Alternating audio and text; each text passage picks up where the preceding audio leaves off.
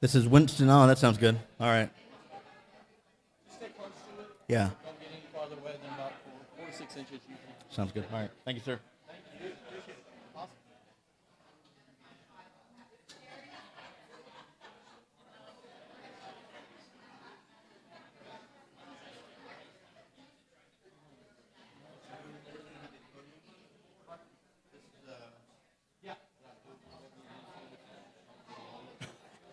Can we like flatten it? Like, okay. Yeah.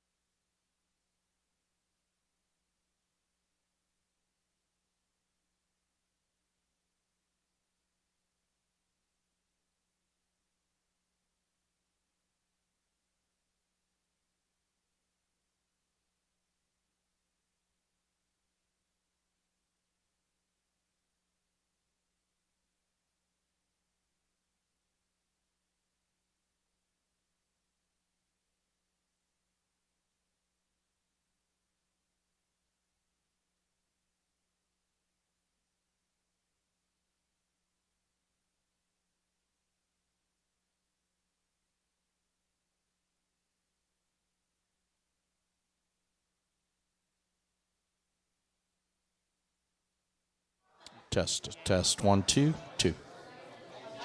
Test.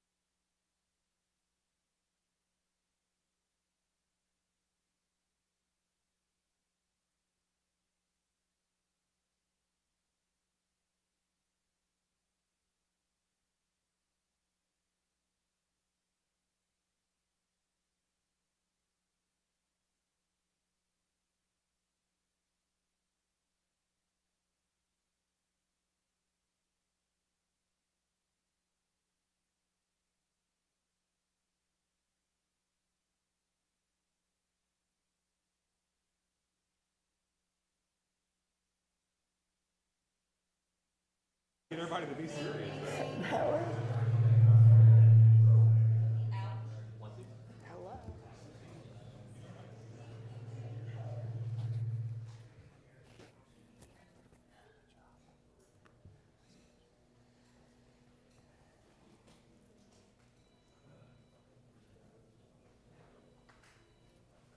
Good evening, and welcome to the Lewisville City Debate, Mayoral Debate, the first of its kind. My name is Robert Ramirez. I am the judge of a local county court here in Denton County, Texas, and I want to welcome and thank everyone who's in attendance here today, as well as those viewing online, and of course, our candidates. First and foremost, I want to remind everyone, this is a mayoral debate. So we need to know what the dates are for voting. The first day to vote in this election is April 22nd. The last day to early vote is April 30th. The election itself is on May the 4th. Also, I want to take a moment to thank our sponsors this evening. First, I'd like to thank Terry Sullivan and his amazing Old Town Barbecue, as well as the popular Terry Sullivan TV program that you can view on YouTube. Terry Sullivan's barbecue is located here on Mill Street in Old Town. If you haven't been there, you are missing out. It is my absolute favorite barbecue in the state of Texas. I love to go there. Not only is the barbecue amazing, but the service and the hospitality is out of this world. I also would like to thank our other sponsor, Royal Affairs. This is their ballroom that we're hosting this in tonight. A little bit about Royal Affairs. Royal Affairs is owned by Joe Strange and his two sons, Corey and Scott. They've been in business for 15 years, hosting weddings, wedding receptions, nonprofit banquets, and private events. From the beginning, both Namjay Jeffrey and David Huta have handled day-to-day operations. The Stranges also have a CPA firm upstairs, Strange and Coates, that started in 1956 by their father, Mr. Norman Strange. For more information, go to royalaffairs.com. All right, that brings us into a little bit about the folks that are sitting up here this evening. I'm not going to talk about myself. Instead, I'm going to talk about these awesome moderators that are sitting up here with me. First, let me start off with Miss Mayor Laura Hill. She has served 8 years in the Southlake City Council and 6 years as the first and only female mayor of Southlake, Texas. Laura and her family are own a Denton County business, or 3 Denton County businesses, and that operate in Justin. She is the author of 2 books on women in leadership, and she speaks to organizations and corporations all over the country. To my right is Justice of the Peace Judge James Curbo. He has served as a JP judge since 2019. He has done some amazing things since then, for only been on the bench since 2019. He has served as their local administrative judge for all 6 Justice of the Peace Court judges. He has been the chair of the Texas Justice Court Training Center for 3 years and is currently the 3rd vice president of the JP and Constables of Texas Association. And I think he is probably recognized as the best moderator in Denton County. Whenever there's moderation to be done, we always call Judge Curbo. So thank you, Judge Curbo, and thank you, Mayor Hill, for your willingness to serve here today. Let me talk a little bit about the logistics of the format here tonight, okay? This is indeed a debate. What does that mean? Well, that means we have a certain structure. We're going to begin with introductions. Your introductions will be 3 minutes each. Prior to going on the air, we had a drawing to determine who would go first. Mr. Edmondson, you drew first. You will be the first introduction, all right? After that, there will be 6 questions that have been pre-selected. After those questions, each of those questions you'll receive 2 minutes to answer and 1 minute for a rebuttal if the moderators deem that those rebuttals are necessary. After that, there will be 4 to 6 additional questions from this audience here as well as from the online audience. At that point, then it will be turned over to you for your closing in the reverse order, okay? Let's talk a little bit more, though, about what we can expect in a debate format. One, please remember, this is live, and it's going to be very difficult for the folks on air, for the folks that aren't here, to hear you if you speak over each other. So please, be courteous. Make sure that you don't speak over each other. Certainly don't speak over the moderator. Make sense? All right. Also, look, we're not trying to ask gotcha questions. We've screened these questions. We're trying to make sure that these are fair questions. But with that said, as I'm sure everyone in this room knows, and as both of you all know, the three of us are indeed elected officials. We have all gone through the same thing that you have gone through. Not just Mayor Hill, but judges are also elected officials in the state of Texas. We don't look for us on the municipal ballots. We are in the primaries and in the general elections, not this cycle. Thank goodness, right, James? Amen. But that means we've gone through these before. And these are an important process. It is something that we, as public servants, owe to the voters. There are going to be questions always that are asked that you may believe don't necessarily apply to the job that you're seeking. That happened to me many times. I'm not a constitutional court, I'm not a federal court, but I would get constitutional questions all the time, as you did, James, from time to time. We would answer those questions. Why? Because the voters have a right to know our positions. They have a right to know our biases and our worldview. And that's how they learn that, by us answering those questions openly and honestly. All right, I've spoken too much. With that, I'm going to turn this over to our moderators so that they may proceed with introductions and debate. Okay, gentlemen, we're ready for you to introduce yourself, and I think after pulling your names out of the hat, Mr. Edmondson, if you'll please go first. Absolutely. First, I want to thank everyone for being here. Those of you that are here in person, those of you that are here online. This is a neat situation. Now, we've had debates in the past, but not to this level. This is pretty fancy. So I do want to thank Terry and everyone that put this together. Very impressed with the setup here. I want to thank my opponent here.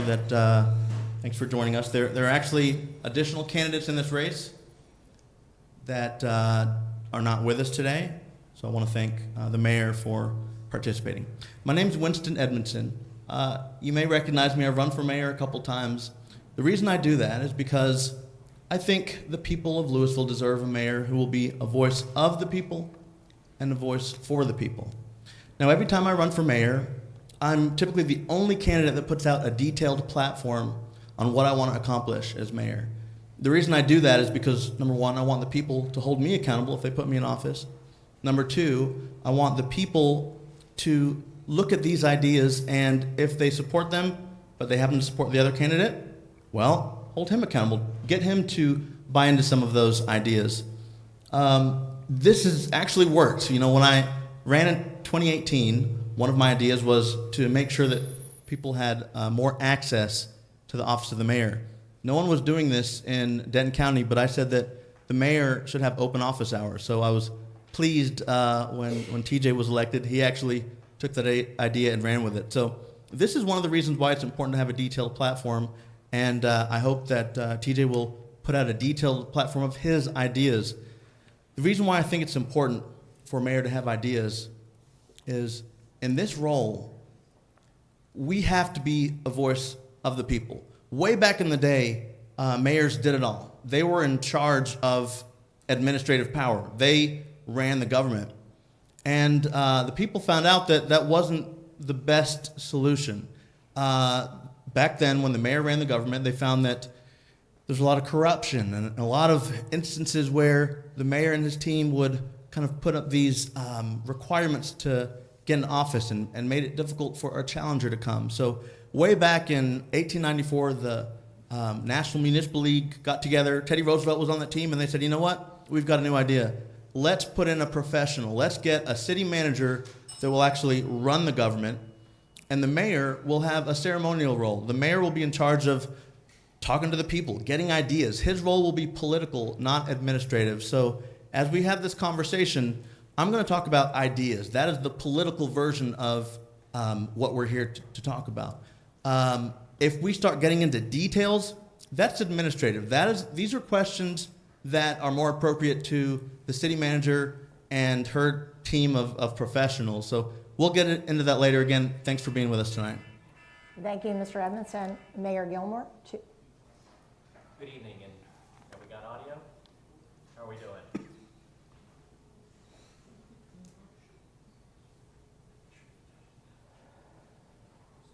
Did it finally this time out? Does it give up on me? Yeah, it just gave up on me. No worries. Good evening. Thank you all for being here. Thank you for those of you out in, I guess it's TV land now, even though it's YouTube. I have a hard time making that transition. I'm used to the old style.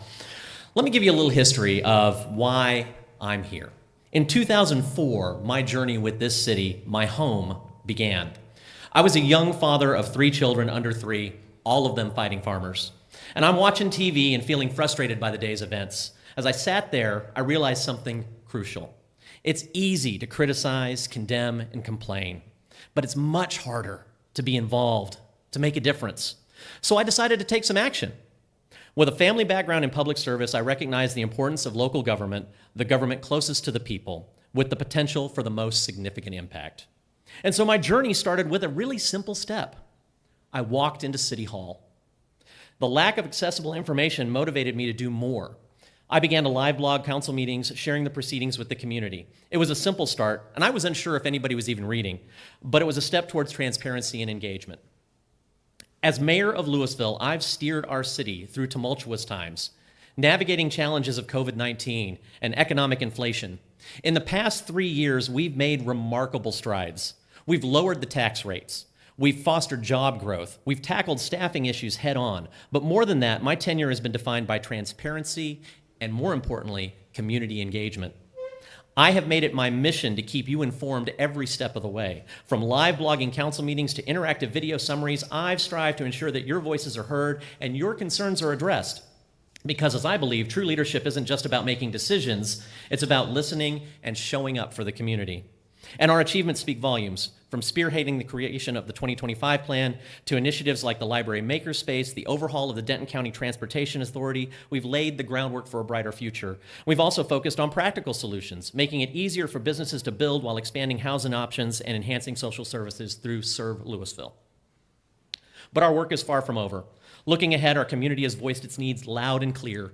Better amenities, improved job opportunities, affordable childcare, reduced crime, and enhanced transportation. And I'm committed to tackling all of these challenges head on. In the next 3 years, we'll continue to invest in our police and fire departments, ensuring they have the resources they need to keep us safe. We'll also focus on enhancing transportation options, reimagining our public spaces, and addressing childcare deserts by leveraging regional funds. Moreover, I'm passionate about equipping our workforce with the skills they need to thrive in a changing economy, and that's why I'm working tirelessly to establish an advanced trade campus in Lewisville through the Texas State Technical College to give our residents the opportunities for growth and success.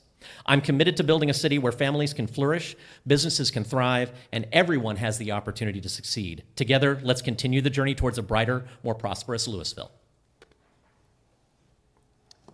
Okay, gentlemen, thank you very much. For this next set of questions, we're going to have 6 questions. The first question will go to you, Mayor Gilmore. Your term as mayor will be 3 years. What do you see as the #1 issue the city must resolve in those 3 years? And as mayor, how will you work with the city council, city staff, and the citizens to fix it? And I have how long? 2 minutes. Well, that's not nearly long enough. So my platform focuses on the underlying issues, not the symptoms. When we talk about challenges in North Texas, we talk about challenges of affordability. We talk about challenges of job skills. We talk about challenges of transportation, getting to and from. If you're a family and you're having to deal with one car that only works most of the time, well, how do you get your kids to after-school activities? How do you get your family to events that they need to be at when you're working 2 or 3 gigs? It's tough. And so our role in government is to be able to figure out how we can put the processes and systems in place to help you be more successful. It's not to do your job, it's to just make sure that everybody has that opportunity. We've done that by revamping our Unified Development Code so people can start having what we call accessory dwelling units or granny hat flats. So if your kids have to move back home, they don't have to live on top of you. Or maybe your mom wants to stay in her home, but she doesn't want the whole thing. So those are some of the tools that we have in place. Transportation, of course, the transit system. We are embarking on a $250 million program to speed up the rail line so that it more quickly gets down into Dallas and connects with the Silver Line. That's in my role as the DCTA board chairman, which I am grateful to City Council for placing me in that role and responsibility. We also have childcare issues. There's $93 million that is allocated for the counties that surround Dallas and Tarrant County. We are not getting our fair share of that, and we need to look at ways that we can get more of that funneled into our pre-K and childcare so that families can free up that time to be families. Thank you, Mayor Gilmore. And Mr. Edmondson, the same question to you, sir. Your term as mayor will be 3 years. What do you see as the number one issue the city must resolve in those 3 years? And as mayor, how will you work with the city council, city staff, and the citizens to fix it? So one of the issues that I see is a disconnect between what the people feel is the biggest problem. The pain points that I hear when I talk to citizens of Lewisville, remarkably different from what I hear from the elected officials. And I think the reason why is because the problems that they're concerned about don't sound good on your resume. It doesn't sound good that people are afraid because they are hearing gunshots every night. Violence is the number one issue that we have to deal with. And the more I talk to citizens and the more I talk to law enforcement, I'm finding that that is a very complex problem. It's not just violence, it's teen violence seems to be just running amok here in Lewisville. We've got teenagers that are buying drugs on Instagram, having it delivered to their front door, buying guns, handguns, and assault rifles. We've got teenagers that are killing each other. So what I want from a mayor is someone that's going to acknowledge the problems and talk to us, talk to the people, tell us what's going on, level with us. I feel like people are, the problem is escalated because they feel like no one is hearing them. I haven't heard the mayor talk about teen violence, even though that is what everyone else is talking about. So what I would do to bring a solution to this, number one, talk to the parents. I've been talking to parents of teenagers that are affected. Their kids have been guilty of using drugs and guns. I'm talking to parents to find out what could we have done to circumvent this reality. And so I'm looking at programs that we can put together, basically bringing the people to the table, having them talk about what they think would help, having the council respond to that. That's the type of interaction we need. But number one, we've got to acknowledge the problem. We have to be honest with the people. And as mayor, that's what I'll do. Even with the tough situations, the tough problems, I'm going to be upfront and honest with you every time. Thank you, Mr. Edmondson. Mayor, do you want to rebuttal? Do you have anything additional to add? You each get 1 minute opportunity to rebut or make any additional comments. I'll take my minute. Take 1 minute. Listen, we hop on social media, and it's designed to get us fired up. The algorithm wants us angry, it wants us sad, it wants us upset. And I know crime is crime, and when it happens to you, it's 100% an issue. Lewisville has had a reduced crime rate year over year per capita, and it has continued to go down as we continue to grow. I am proud of our police department because they do an amazing job. We can have conversations about how to make it better, but to put a mythos out there that this is a crime-ridden city is a mistake. This city does great, and I have the stats to back it up. Thank you. Thank you, sir. Mr. Edmondson, did you want to use your 1 minute rebuttal? No, I'm sure we'll have time to probably get into that later, so we're good. Yes, sir. Thank you. Okay, moving on to question number 2. Mr. Edmondson, you'll answer first. Tell us what personal and professional qualities you have that make you the ideal leader to get things done within the limitations and opportunities of Lewisville's council manager form of government. Absolutely. So in this form of government, it's not about what you can get done. It's how you're going to influence. And when I say influence, I'm talking about listening to the people, having them tell me what their concerns are and validating it. One of the problems you see is people will talk about their very real concerns, their very real problems, and council members and the mayor will give a rebuttal. They'll say, you're wrong about that. You really shouldn't be feeling concerned about crime because according to these stats, crime's not a problem. Well, as mayor, I want to be empathetic to what the people are feeling. These are legitimate concerns. So listening to the people is step one. Using that to have a discussion, bring items to the table, put items on the agenda that the council can then discuss, and give it to the city manager and city staff to research. That's the role of the government, so as of the mayor.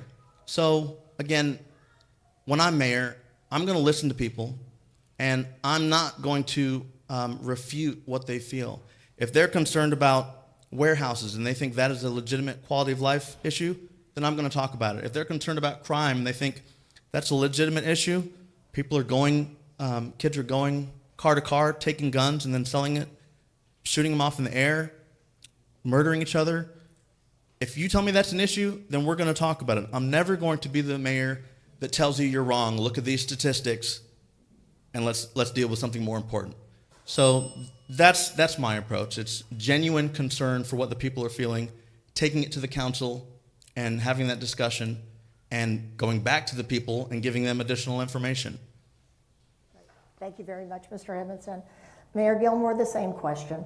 Tell us what personal and professional qualities you have that make you the ideal leader to get things done within the limitations and opportunities of Lewisville's council manager form of government. Sure.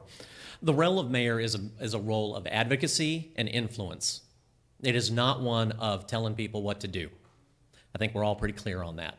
It's also not one of stirring the pot to get everybody worked up. It is an issue of finding out where people are, what their concerns are, getting all the facts, and then creating strong and sound policies.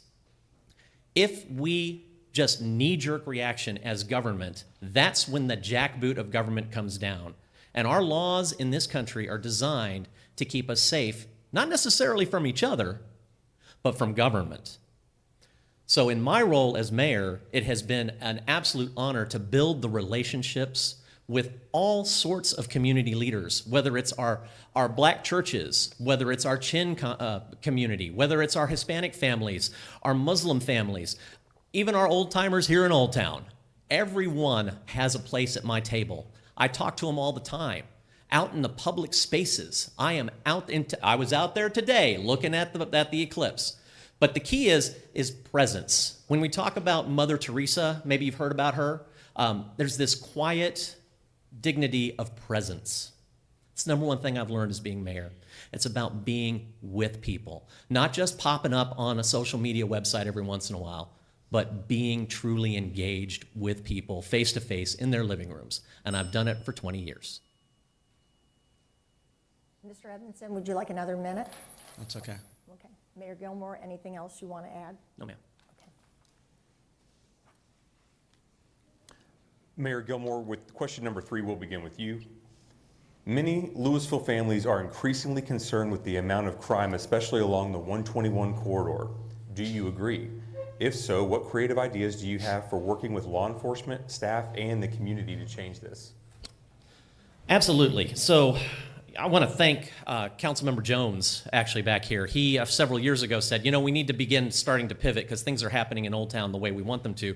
We need to start pivoting and redeveloping our 121 corridor. That's 8 miles of our city. It's 5 different geographies and designs. If you drive through it, you can see. And we need to make sure that we uplift and give those tools to families so that they can be successful and not to marginalize that section, which is part of why our 10-minute walk to a park program has been so successful, is because it's driving more interaction for those community members. I've been helping our county commissioner, Bobby Mitchell, to get our Boys and Girls Club up and running here in Southern Denton County, specifically in Lewisville, to again help engage those children and those young families. The Go Zone. I see so many children, middle schoolers and high schoolers, taking Go Zone to be able to get to sporting events after school. That is because we completely flipped the script. We had a great idea and created a new transit system here in Denton County, but specifically for Lewisville. So those are many of the issues and ideas that not only are we working on, but that I have worked with. I don't claim all of these, folks, because it's collaborative. It takes a team. You have to show up and talk to these folks. I find it always amazing that people will run for office but never introduce themselves to the team that they want to lead. And that's a challenge because you're not just leading the community, you lead those folks to help get ideas done. And so I've been very proud the last 3 years, and I hope to continue that. Okay, thank you, Mayor Gilmore. Mr. Edmondson, the same question for you, sir. Many Lewisville families are increasingly concerned with the amount of crime, especially along the 121 corridor. Do you agree? If so, what creative ideas do you have for working with with local law enforcement, staff, and the community to change this? Absolutely, I agree. So, as I stated earlier, one of the most important things we can do is acknowledge it publicly in a way that is educational. As we're looking at various trends, the mayor should be talking to the people and advising them of what's happening. If we have a string of car burglaries and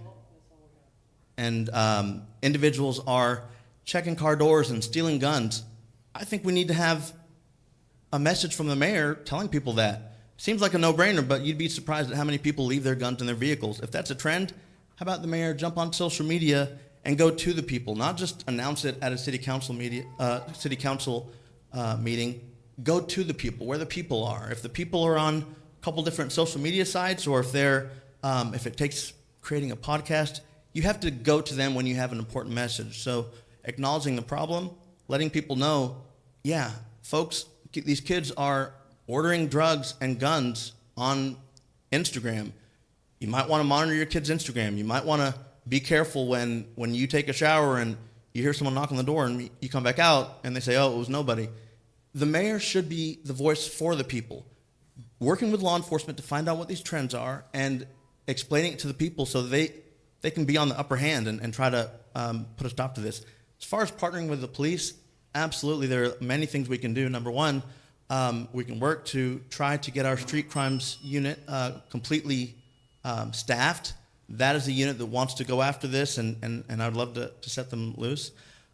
Two, we can work on programs that kind of combine police enforcement with the backside of working with families that their kids are on the line, teetering towards moving towards a life of crime, and if we can head them off of the past. So basically, being the voice of the people involves getting all this information from the people and from law enforcement and making sure everyone has a complete grasp of what's going on.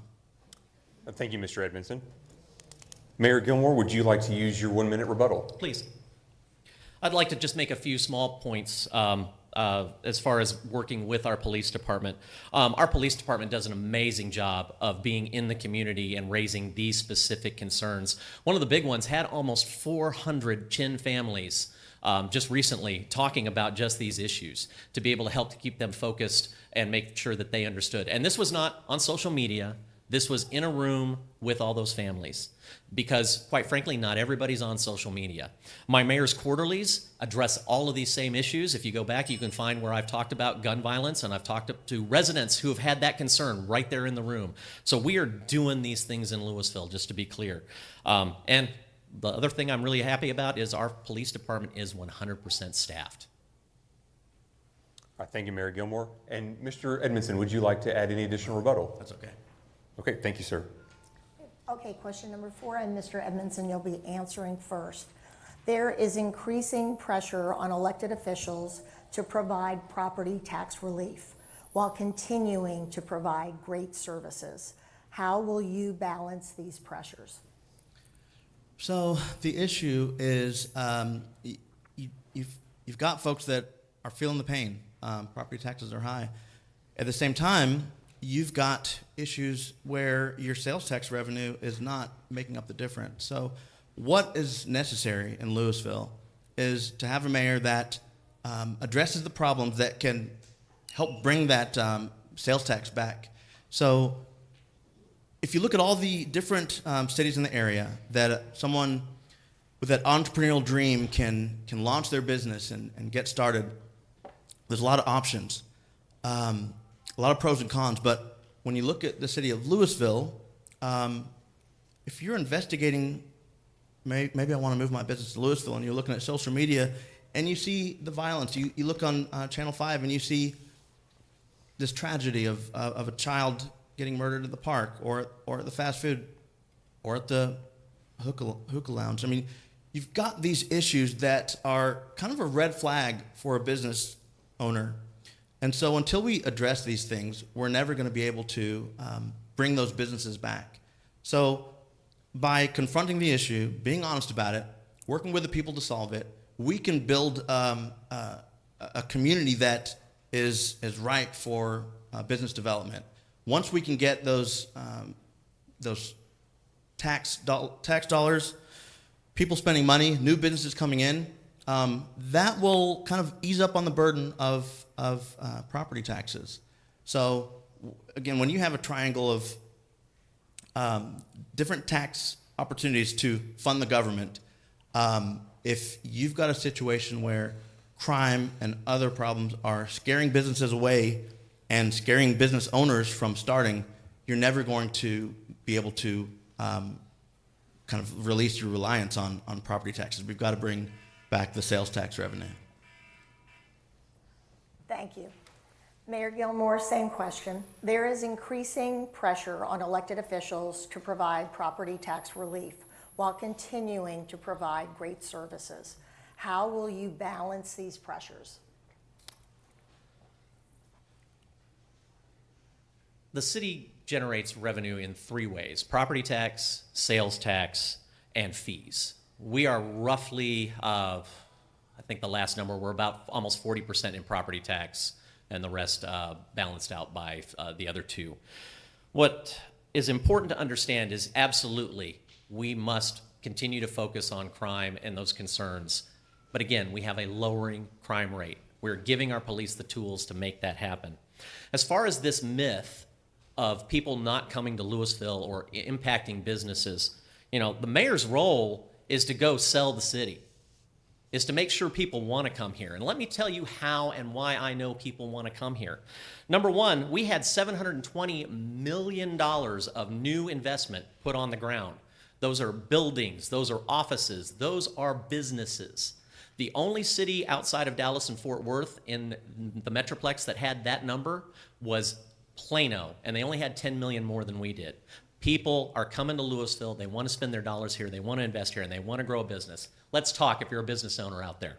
Number two, we're number one in retail space and number one in office space per capita in the DFW Metroplex. We have great opportunities for businesses here. And those spaces are full. You know those warehouses or distribution centers? Those things that people are yelling about? They're exactly where they're supposed to be, where they were designed to be. They are 97% full. They provide hundreds of good-paying jobs. And oh, by the way, they generate more sales tax than we've ever had in the history of this city. So we're doing really well economically. Do we need to focus on crime? Absolutely, but it is absolutely not driving people away. They are investing in our city, and I'm proud to say it. Thank you. Mr. Edmondson, would you like to take a minute for rebuttal? Yeah, I will. So the mayor says businesses are clamoring to move to Lewisville, and he may be right in one regard, but the businesses that we're talking about are these warehouses, and you spoke to the profitability of the warehouses, and I get that. From a financial perspective, they do have a place. Whether or not they're in the right place in the city, that's debatable. What the people are talking to me about is, yeah, people are excited about bringing warehouses to Lewisville, but what does that do to our quality of life? If they're so excited to bring not your traditional retail business, not a business where people are going to be actually shopping and working, you know, those are the types of businesses that are scared away from crime. But these warehouses with these huge towers, they're not afraid of crime. So yeah, they're moving in, and they're going to be moving all down FM 407. There are things that we can do to make sure that if they do come here, they come in the right way, aesthetically pleasing, because so many people are just frustrated with driving home from work and having these towers on the side of the road like they're driving through a prison corridor. So that's something that we have to address. Great. Thank you, Mr. Edmondson. Mayor Gilmore, would you like a minute for rebuttal? Just a couple of small facts to add to that conversation. All y'all out there, we want more retail. Our retail's at about 85%. Stop shopping on Amazon, please. I need you to come out to our streets and come shop local. That's what's going to bring more retail. But we have, again, more square footage available for retail than any other marketplace in the DFW region per capita. Those places are full, but they're competing against Amazon, so that's on us. As far as conversations about warehouses on 407, there's a whole Northern Gateway plan. I'd encourage my opponent to go ahead and take a look at that. It has no space for warehouses at this point, so I'm not sure where that conversation keeps coming from. But again, facts are on the city website. You can take a look. Look up Northern Gateway. Thank you. Gentlemen, thank you very much. We'll begin with question 5. Mayor Gilmore, traffic continues to be one of the biggest issues in the DFW Metroplex. The next mayor will guide the 2035 strategic planning process. Any plan must include a transportation component. Share your priorities. I think our biggest challenge right now is getting the completion of Windhaven Parkway as our east-west thoroughfare. That is really creating some bottlenecks for our neighbors in the Castle Hill neighborhoods to be able to spend more time and more tax dollars on this side of the world. I also believe that we're going to need to be looking at alternative options for folks as well. That's extensive trail systems and making sure that those link up so people can have alternatives to getting in a car and driving that car to work. Now, what I'm really proud of and what we're going to continue to focus on in my time with Denton County Transportation Authority is taking a bus system that covered 30% of our geography and 40% of our population into the GO Zone system, which covers 100% of our population and 100% of our city. It has quadrupled ridership in Lewisville in just about a year, and it continues to grow. We're going to use that data to create opportunities for bus lines because buses at scale move more people cheaply. So being able to have more transit options available for folks, more options for our bicyclists and folks who need to walk, give those options. And of course, our tree mitigation tools, where we actually added a city arborist this year, so we are working hard to continue to add more trees because I know what people will say. It's Texas. I ain't going to walk in the middle of the summer. I know, because I don't.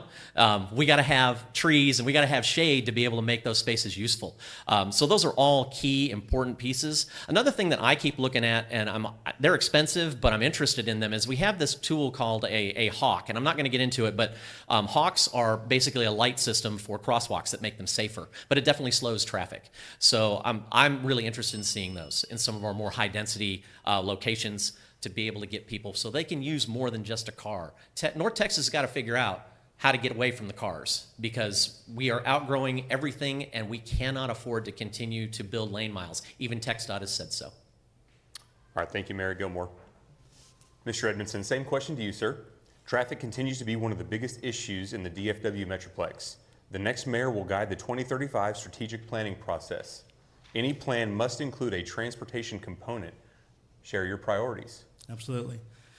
So one of the concerns that I hear from people that live and drive in the Lewisville area are the condition of the roads and the fact that you've got these shipping trucks that are day and night coming through Lewisville.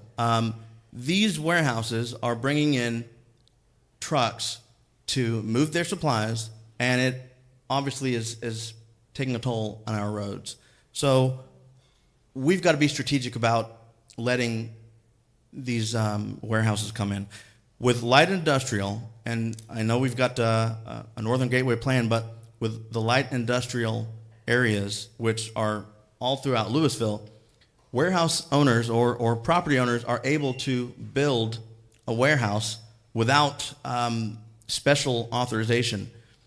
These pockets all throughout Lewisville, they're attractive to these warehouse owners. If we're going to allow them, number one, we have to acknowledge that it does increase traffic. It does increase the degradation of our roads, and we've got to take all that in consideration. The other thing that I'd like to encourage, or at least look at, is cities as big as ours have a lot of traffic accidents. It's just a matter of fact. If we can look into having our police department bring back motorcycles, these are the fastest ways to get to an accident, to potentially save lives. They can do things that these Tahoes can't. And so if you've ever been stuck on I-35 when there's a traffic accident, you know what I'm talking about. This can take your whole day. When we've got a motorcycle unit that can get to the accident faster, attempt emergency services faster if that's necessary, clear the roadway faster, these are some of the things that can kind of reduce our daily grind in traffic. So that's one of the things that I'd love to explore and offer as a solution to look at. Thank you, Mr. Edmondson. Mayor Gilmore, would you like your 1 minute rebuttal? I would love to. A couple of things. Number one, we have a developer agreement on the 407 area, so that conversation about moving them back into warehouses can't happen up there at this point.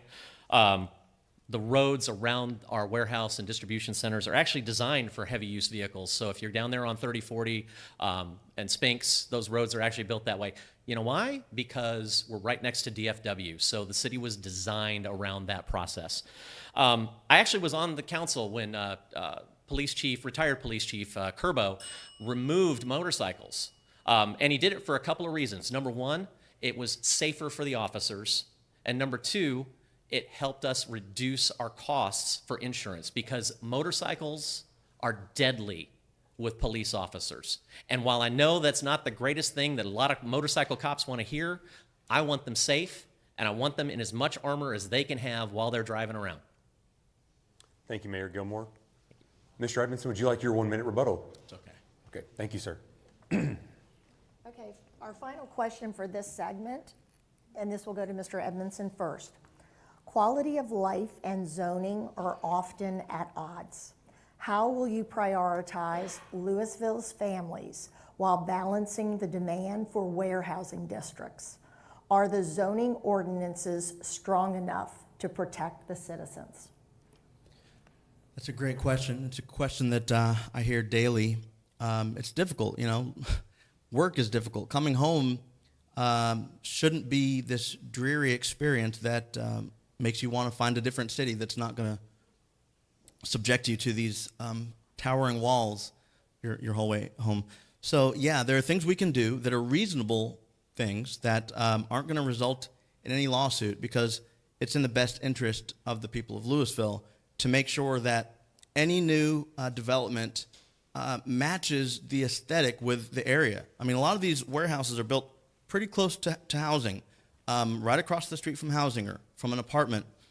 These are things that I don't know if they were considered. I know that the mayor likes to talk about the fact that it was the 70s when these zoning regulations came into effect, but he's in power now.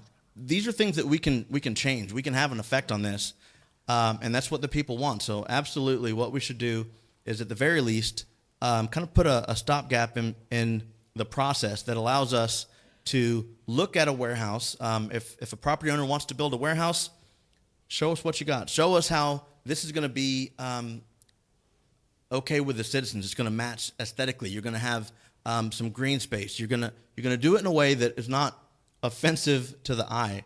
These are things that absolutely can happen. You see other cities where it happens, and Lewisville needs to do that. I'm not saying that we should have no new warehouses, but if we're going to have warehouses, we have to, at the very least, make sure they're not going to be a detriment to the quality of life as they are right now. You're good. Thank you, Mr. Edmondson. Same question, Mayor Gilmore. Quality of life and zoning are often at odds. How will you prioritize Lewisville's families while balancing the demand for warehousing districts?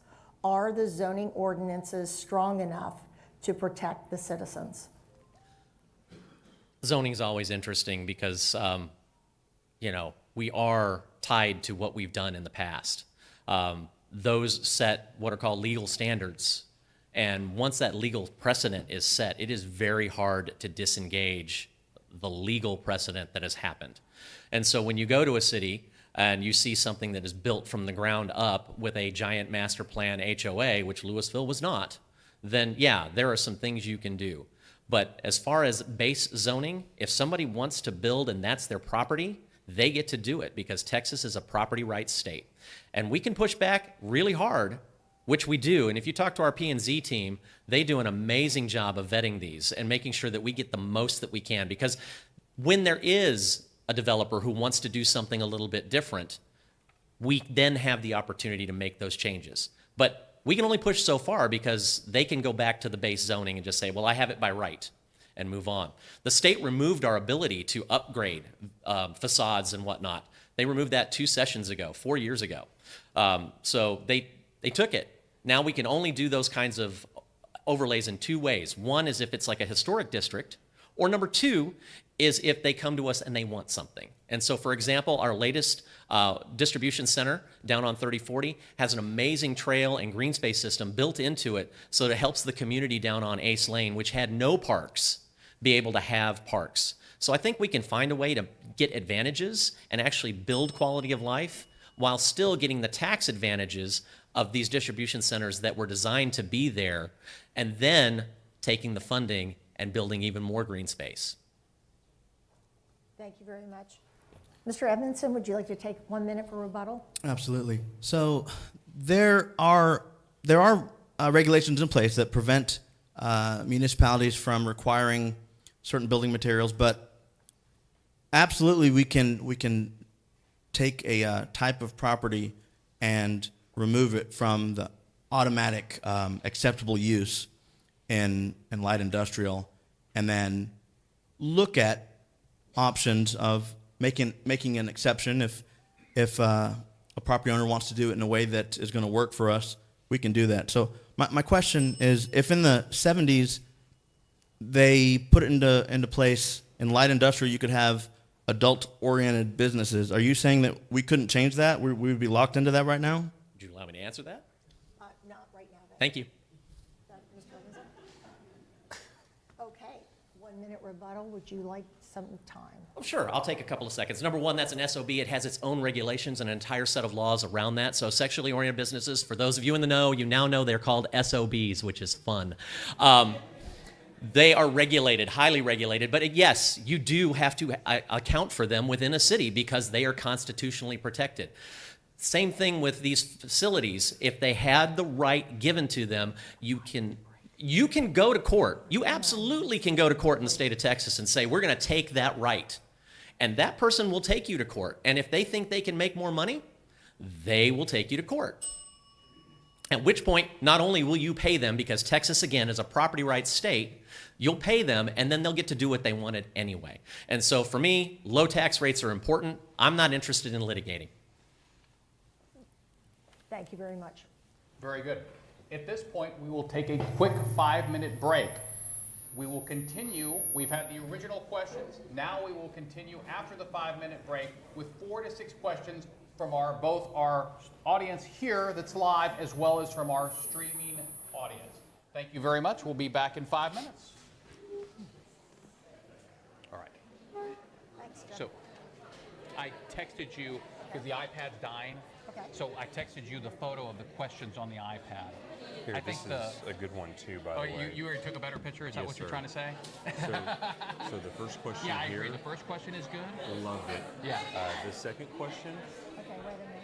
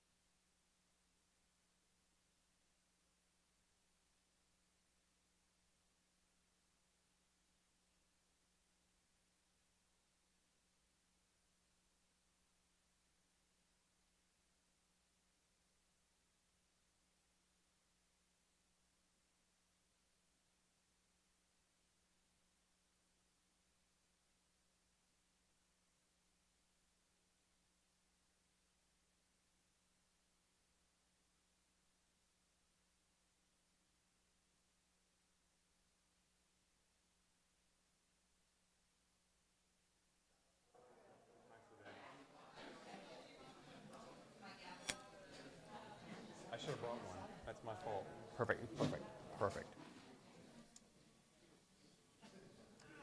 Welcome back. It's now time for the last segment of our debate.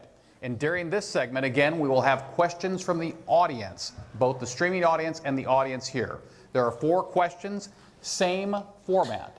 2 minutes each to answer, 1 minute for rebuttals if the moderator deems a rebuttal is necessary for that particular question.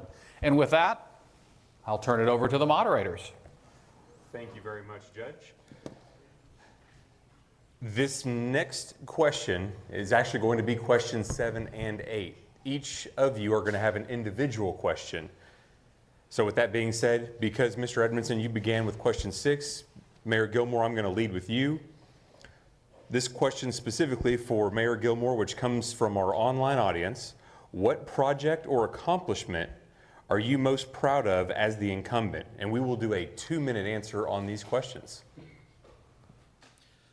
You know, I've been asked that a couple of times, and I hate to tell you that there's 2.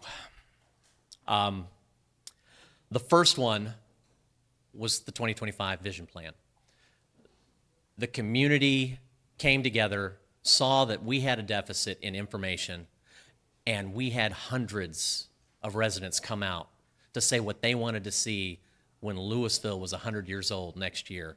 And it drives every decision at City Hall. It is amazing. When we talk about sustainability, it's in there. When we talk about reducing crime rates, it's in there. When we talk about community engagement and being part of a neighborhood and having, better parks and green spaces, it's in there. When we talk about better businesses, it's in there. And you know what? It's not this set in stone thing. It's a living document. We have committees and residents all the time coming in and picking at it and saying, how can we do this better? How can we make this different? Staff comes back to us and gives us the other. And I love that because it's policy, right? And I'm a policy wonk. If you couldn't tell, those of you out there, I like my facts. I think they're important.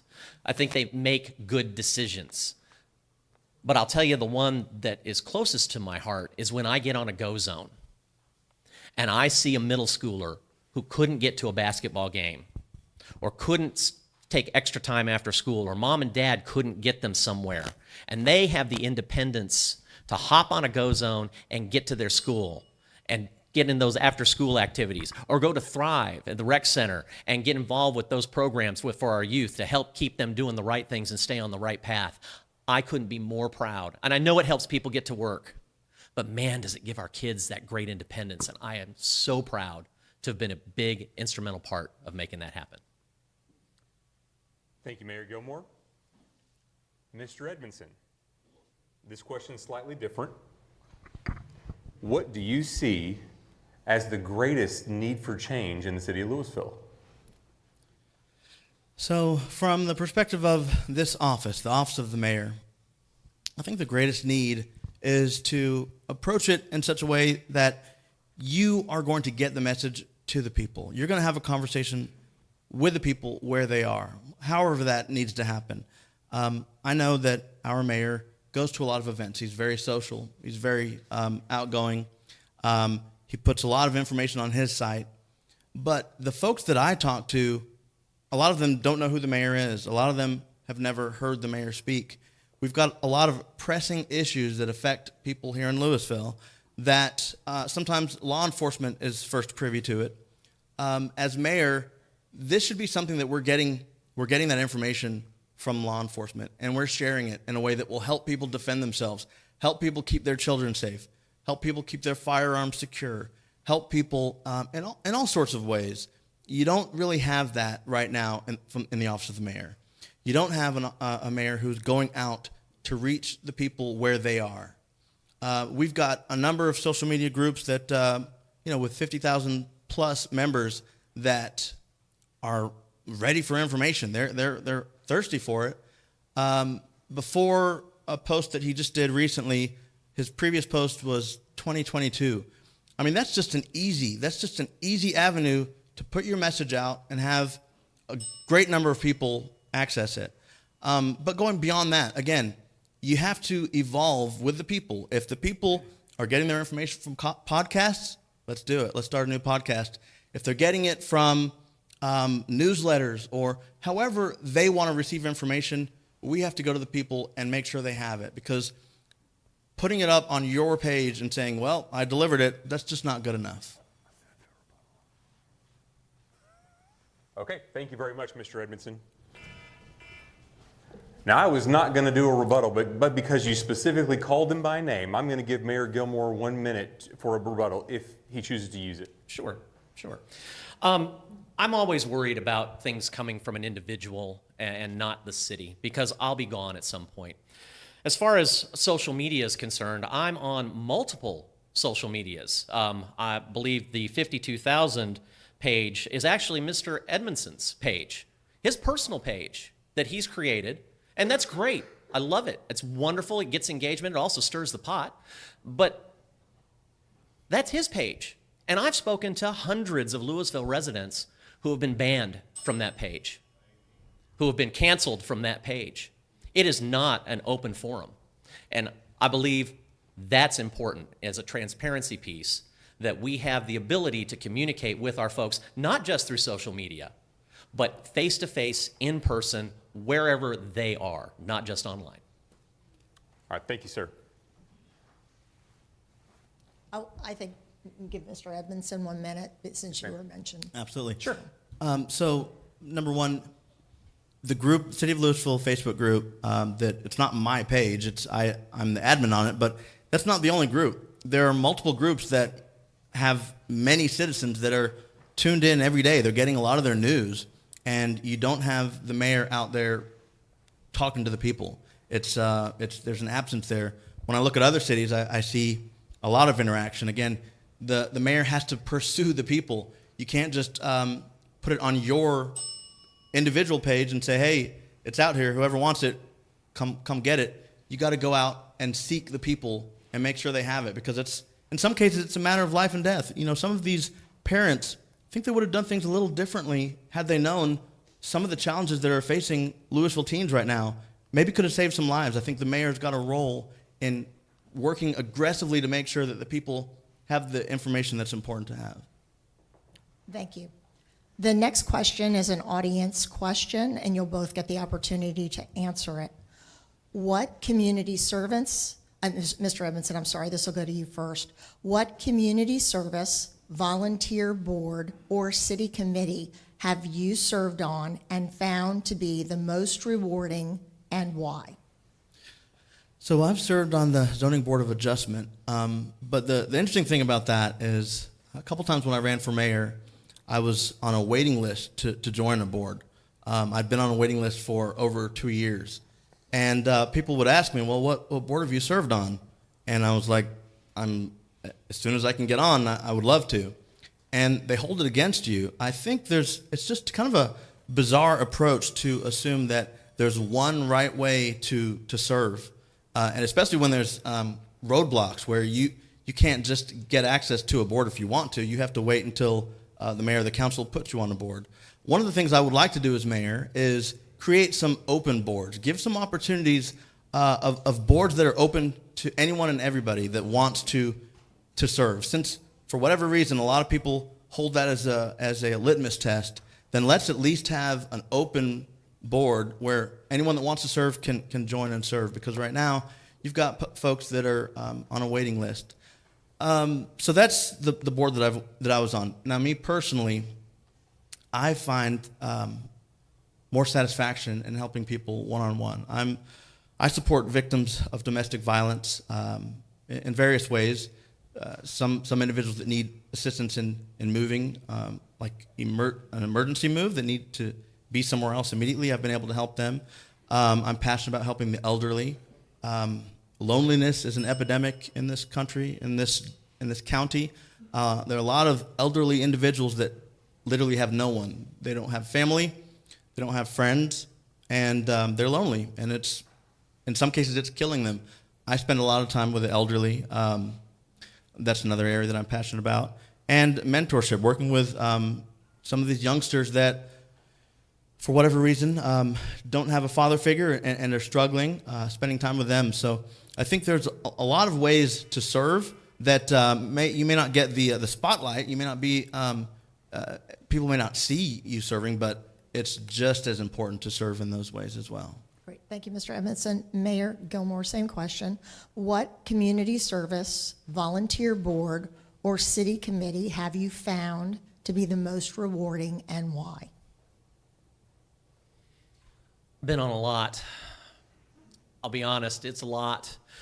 And I love this city. I love what it has done for families and my friends and people all over this city and the great opportunity it creates for people who live here. I think the one that probably gave me the most satisfaction is being a Cub Scout master. I helped raise 30 boys into strong men who are self-resilient, and they come back to me and they say, Mr. Gilmore, I remember when you did the pie in the face. Mr. Gilmore, I remember when we went camping. Mr. Gilmore, I can't thank you enough for coming to my Eagle Border review and making sure. And folks, I don't do this for the accolades. I had somebody at the chamber the other day go, I didn't know you're the mayor. I've been at the chamber for 3 years as a chamber member because my business is there. I don't go wandering around saying I'm the mayor. I go get things done. That's what I do. I get good ideas and I figure out how to get a group of people together to get it done. I don't have to be mayor to do most of them. It's pretty cool. So I think that's really important, is that when we're out there living life with people, living life with our neighbors, how do we get them engaged? Because if all you see is social media, all you're going to think is what the algorithm feeds you. And we know what the algorithm wants you to do. It wants you to click and be angry and buy stuff. That's it. I don't want you to click, be angry, and buy stuff. I want you to love your city like I do. I want you to see the greatness that's here. And you know what? There are challenges. There's bumps and bruises. Just like in our family, we all have a crazy uncle. But we're going to work through that together as a community. You won't find anybody more open to that dialogue than me. Thank you. Mr. Edmondson, anything else to add? No, I would say you just mentioned you have a lot of great ideas and you get them done. I would love to hear some of your original ideas. That would be great. Okay. Thank you. Mayor, any other comment? 2025. Thank you. All right, gentlemen, I have some outstanding news for you. This is going to be the last question of the evening before you get into your closing moments. Actually, I have one more. But you have one Yeah. more? I stand corrected. There is one more. Second to the last. This question will go for Mayor Gilmore first and then to Mr. Edmondson second. As mayor, you would work very closely with the city manager. How will you approach this working relationship? So this will be my third city manager that I've worked with, Claire is. But I had a stint where I actually worked for Waste Management, and I dealt with over 20 city managers. And every city has its own culture. Every city has a city they want to be like, and every city has a city they don't want to be like. And that's just the way cities are. They're just like families. And so I've gotten a really good understanding of what makes city managers tick. And the key is to make sure that you work with them. You collaborate. You find points of interest and agreement. And you know what? If they push back, that's fine. That's what your council's for. That's what your team is for. Because nothing gets passed at City Hall with one vote. It's a team. And so there's a challenge. We push back with our city staff when we want to get something done. They are there to serve. Those 900 folks serve every day. Every day. And you know what? Sometimes they miss. And sometimes they don't get it right. And sometimes we got to fix it. That is no reason to put them on blast on social media. Instead, we work with them, with your elected officials, and we can smooth it out and make it work right. And you know what? Maybe we find a busted system and we fix it. We're a big city, 12th largest in the Metroplex, 28th largest in Texas, 133,000 people. Takes a lot to keep this boat moving in the right direction. And that's what the mayor does with the city manager, is make sure that we're all focused on the strategy and where we're headed. Thank you, Mayor Gilmore. Mr. Edmondson, same question to you, sir. As mayor, you would work very closely with the city manager. How will you approach this working relationship? So we've got a brilliant city manager, and she's a professional. This is someone that the knowledge they bring to the table is valuable. Our city manager gets paid close to $300,000 a year. We've got a deputy city manager that gets paid $260,000 a year. We've got 2 assistant city managers that get paid $230,000 a year each. They make a lot of money, and they deserve it. They're smart. They know how to run a government. The way that I'll approach this is I'm not going to get my role confused. I get $50 every 2 weeks. I'm not trying to be the expert. I'm not trying to tell the city manager how to do things. I'm not trying to get into the nitty-gritty details. That's not the role of the manager. What I'm going to do is work with the people to bring ideas to the table, put it in front of the council, have the council discuss it. If the council wants to send it to the city manager to explore how can we get this done, that's the way it works. It shouldn't be a contentious arrangement. It shouldn't be. Sometimes if you've got someone that is a policy wonk, they tend to get involved to a degree where it's almost like the balance of power is out of whack. It's just not the manager's role to be involved in the fine details of running the government. That's why they make the big bucks. That's what they get paid for, and they earn every penny of it. The mayor, again, gets paid $50 every 2 weeks. The mayor's role is to have the vision and to bring ideas from the people to discuss it at the table with the council members, and then send it to the city manager to do her job. So I think the way that I'll get along with the city manager is to know my role and do it appropriately. Thank you very much, Mr. Edmondson. Mayor Gilmore, would you like a 1-minute rebuttal? I'm good. Thank you. Thank you, sir. Any additional? Thank you, gentlemen. Okay, final question. This goes to Mr. Edmondson, but you both will answer this question. As mayor of Lewisville, what approach will you take to work productively with your fellow council members, Denton County officials, and state leaders so Lewisville's needs are heard? So working with the city council is a matter of being open and honest that I'm going to be bringing ideas to the table. This is what the people are bringing to me. This is what is important to the people, and I want you to hear it. I'm the voice of the people. This is what we have. The council then can choose how they want to respond to that. If they act on it and they listen to the people are going to be happy with that. If their role is to be an advisor. If they listen to the people and they decide this isn't something we want to do and these are the reasons why, that could be a valid response, and I'll communicate that to the people. But again, there's no reason to have any contention between the mayor and the council. What I want to do is get out, talk to the people, find out what their concerns are, brainstorm with them, come up with ideas, and put them on the table, put them on the agenda, let the council discuss it. Again, the council is responsible to the people. It's not my job to scold the council. They're allowed to make whatever decision they want. And then when it's time for re-election, if the people feel like they represented them well, great. If not, they might vote them out. But as a matter of transparency, one of the things that I will do is ask council members their thought behind their votes. I want the people to know exactly why they made certain decisions. Sometimes that's enough for the people to digest and say, well, you know what, that's okay. I think they made the right choice. Or they might say, you know what, I'm voting them out. So my role is kind of the voice of the people, and I'm going to be bringing matters to the council and letting them decide if what the people want is important or if they're going to go a different route, and I'll give them every opportunity to explain why. Thank you, Mr. Edmondson. Mayor Gilmore, as mayor, what is your approach to working productively with your fellow council members, our Denton County officials, and state leaders so that the citizens of Lewisville's needs are heard? Sure.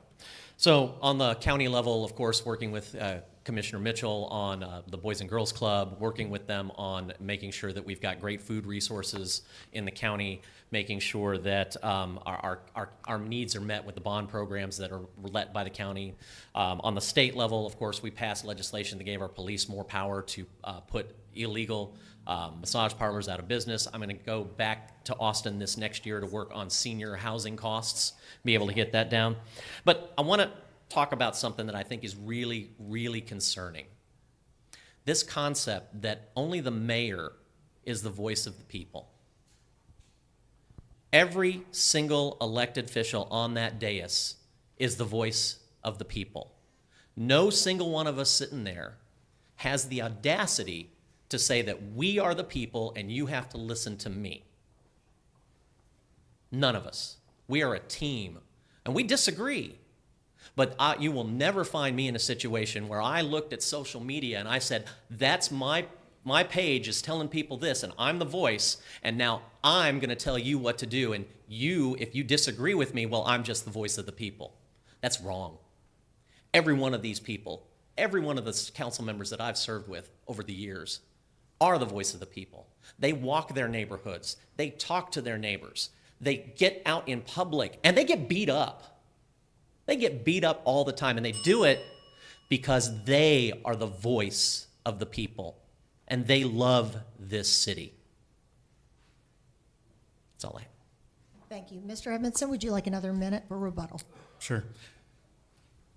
So when I say the voice of the people, I'm not saying I'm the singular voice and I'm telling them what to do. I'm saying I'm bringing ideas from the people to the table so we can discuss it.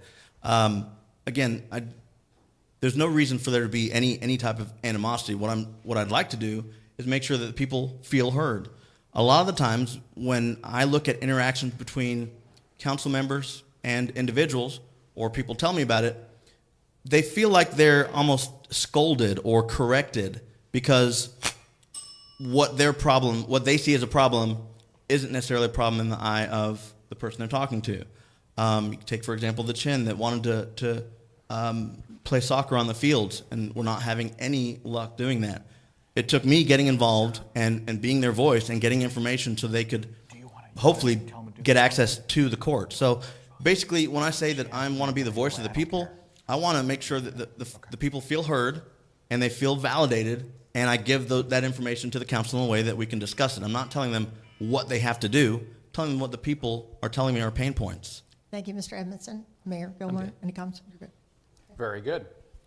We've reached the conclusion of this portion of our program, and now we will move on to closing. Because Mr. Edmondson, you began, Mayor Gilmore, you will begin with the closing statements. 3 minutes. The mayor leads volunteers. I see tons of people out here that give their time and their treasure on a daily basis to this city. They create green spaces. They make sure development is done right. They have faith communities that they bring to the table and make sure are heard. They do it because they love the city. And you know, when there's a wart, they don't put the city on blast. They come and they talk to their council, they talk to their city council, and they figure out how to solve the problem. I love that about Lewisville, because there are cities that are much more difficult to work with. And how do I lead? Well, I lead by earning it.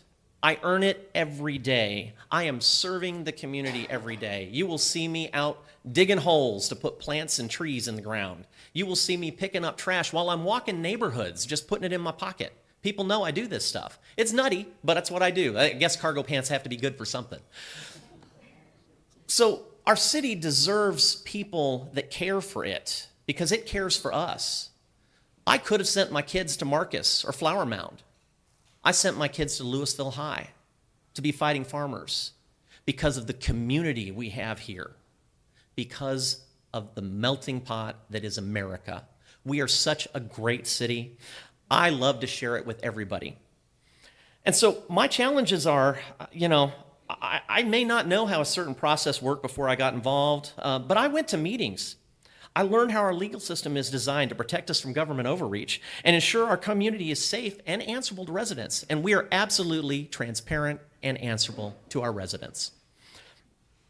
I have a challenge with anyone in the world that wants to lead when they haven't earned the support of those volunteers by volunteering with them. We support all sorts of great organizations in this city. We do wonderful things. And by the way, lots of our peer cities look to us and wonder, how do you keep your tax rates so low and still provide such great amenities? We have one of the lowest tax rates in North Texas at 43 cents. When you talk about cities with great amenities like the Colony, they're 20 cents higher than we are. I'll take the development overflow any day of the week and go ahead and put that into my parks and my green spaces. And by the way, for those of you out there, we do have a bond election. And I would challenge anybody running for office to commit right now that you will support those bonds for our city. That was a community-led endeavor. It was designed, and it is absolutely no fat, and it will make our city even greater. So if you have time to take a look at that, check out our bond election. You'll find information at the back of the room, or you'll see stuff on my website, tjgilmore.com. Thank you, Mr. Mayor.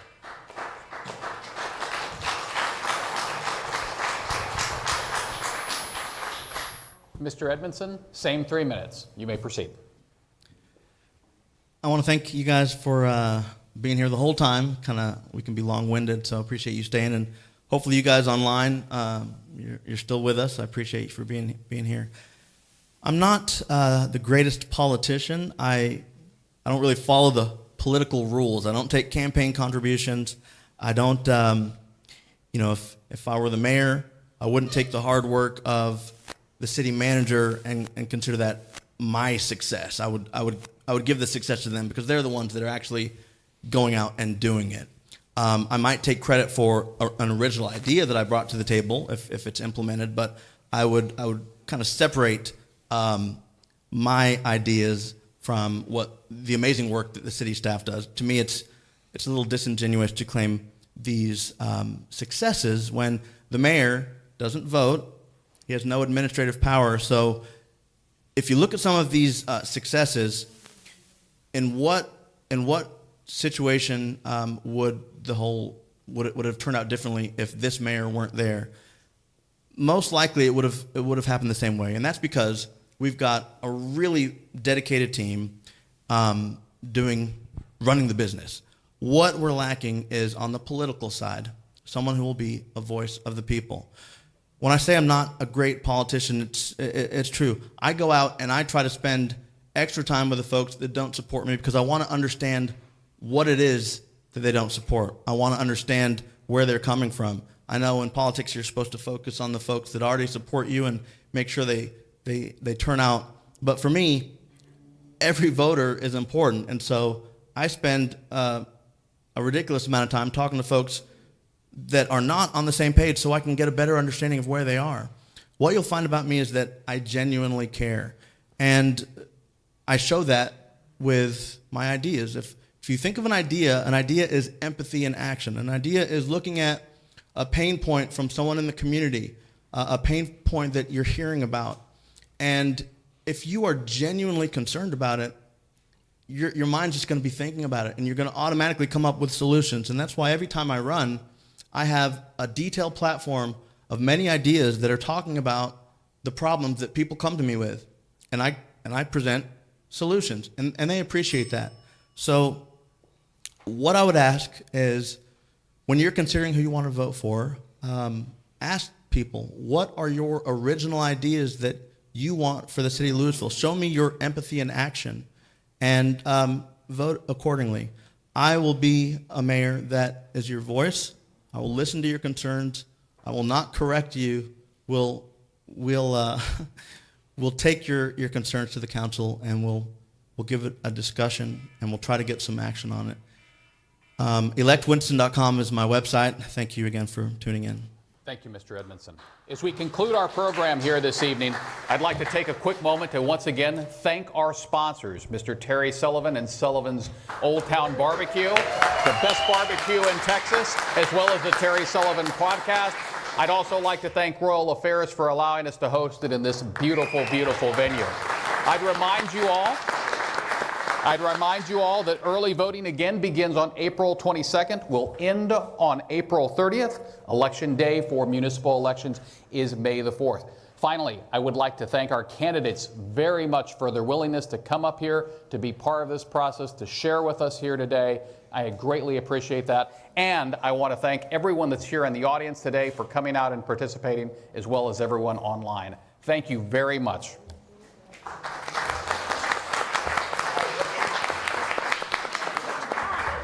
Great.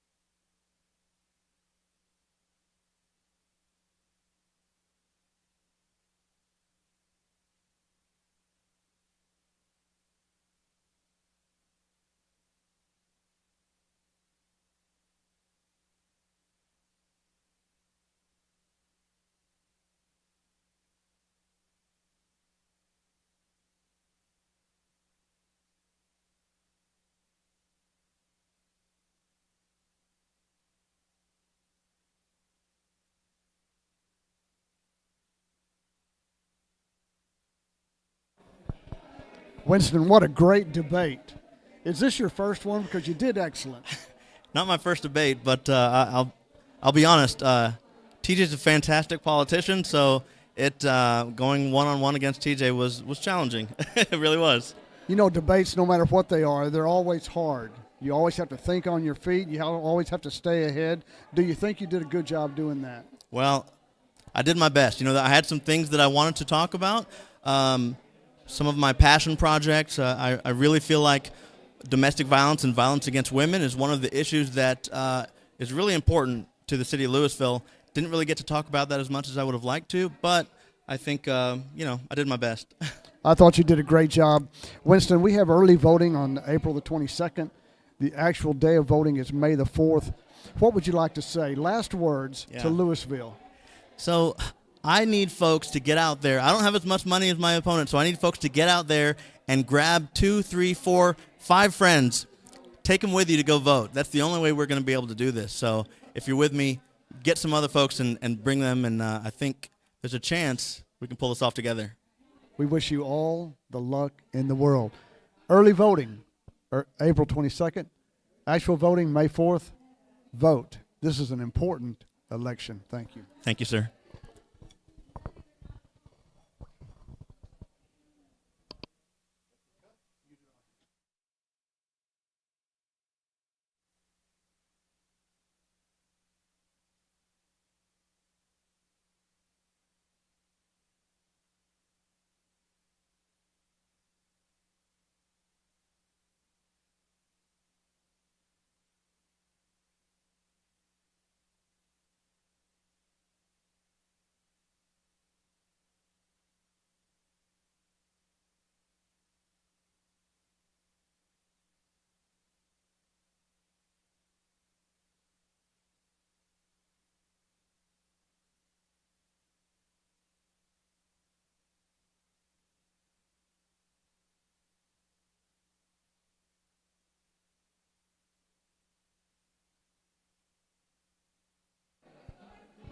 Mayor, we had a great debate tonight. Wouldn't you say so?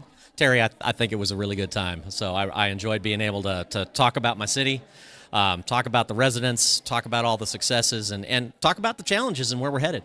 You know, debates are hard.